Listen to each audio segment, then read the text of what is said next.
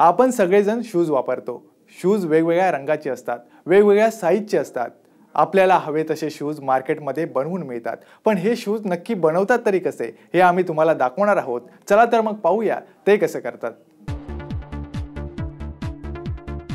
Shoes अनेक जण वापरतात। अनेक डिझाईनचे शूज मार्केटमध्ये उपलब्ध असतात, पण शूज कसे बनवले जातात हे अनेकांना माहीत नसतं।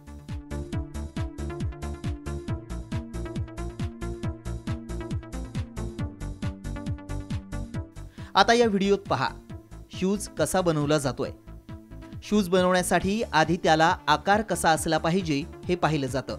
त्यासाठी लाकडाचा पाय तयार केला जातो।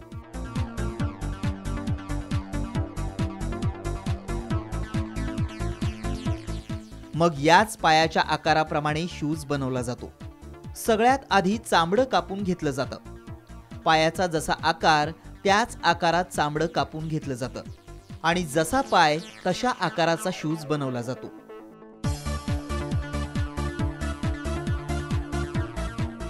आता पहा, हे कापलेलं चामडं पुन्हा शिवलं जातंय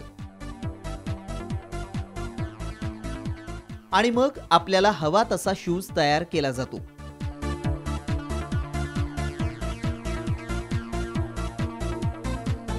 अशा प्रकारे शूज बनवले जातात।